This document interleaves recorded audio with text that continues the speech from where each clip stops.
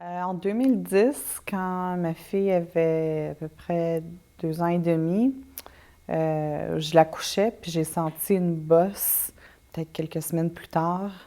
J'en ai parlé au médecin, puis le médecin m'a dit c'est pas trop grave, probablement que c'est rien, mais on va aller quand même faire une échographie. Toujours en regardant en arrière de la tête que c'est sûrement rien, puisque le docteur dédramatisait beaucoup la chose. T'es jeune, c'est probablement rien. Dans l'attente d'un rendez-vous à l'hôpital, qui venait pas, puis c'était comme pas très clair, j'ai décidé d'aller consulter une clinique privée. On m'annonce que j'ai un cancer du sein stade 2B. Et puis, je planifiais aller en vacances, faire des trucs.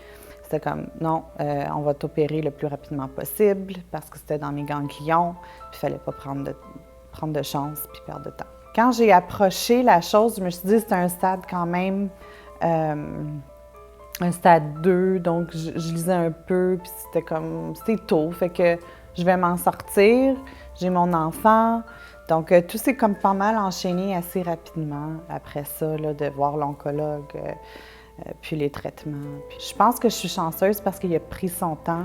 Il m'a comme rassuré que il allait m'accompagner dans tout ça. Je reprenais le dessus de ma vie, je commençais à peine à me sentir mieux, à me sentir physiquement mieux, à me retrouver.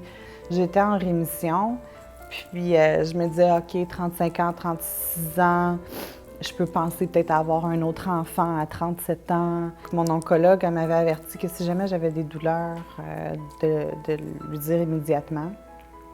Puis c'est ce que j'ai fait. Évidemment, c'est arrivé pendant un week-end. J'avais une douleur à la hanche. Le cancer était rendu dans mes os. Là, le médecin, elle m'a tout de suite changé de médicament. Elle m'a donné des médicaments pour la douleur. Un stade 2, tu te dis, je m'en vais en rémission. Je vais passer par-dessus ça. Un stade 4, tu te dis, je vis avec ça.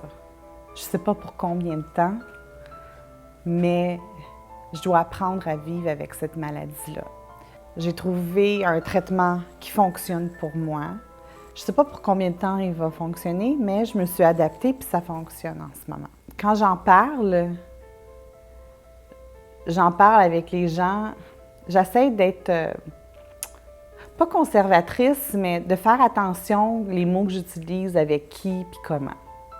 Parce qu'il y en a qui ont peur encore du cancer. Ils s'imaginent que tu peux être encore stigmatisé parce que tu as un cancer.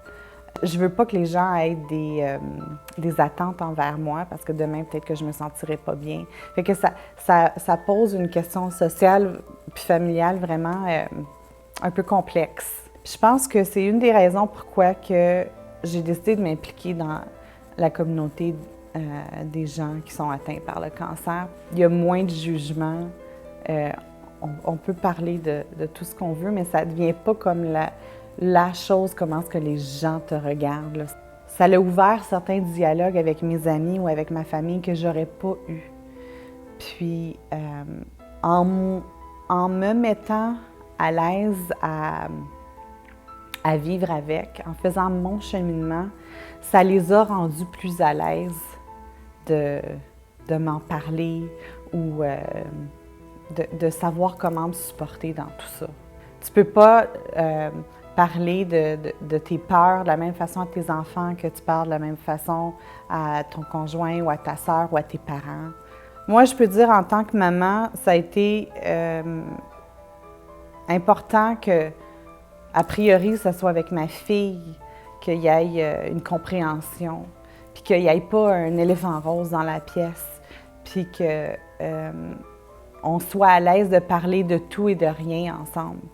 En fait, aussi, ma fille a grandi avec moi, à mes côtés, en tant que... Puis je pense que c'est elle, en fait, qui m'a démontré une réalité de trouver l'énergie puis la force tous les jours de continuer. Puis je cache pas ma maladie. Puis vu que ma fille est dans mon quotidien, elle aussi, elle m'a vu dans mes hauts puis mes bas. Puis c'est pour ça, pour moi, c'est important qu'elle soit au courant dans la globalité de la chose, de ce qui se passe.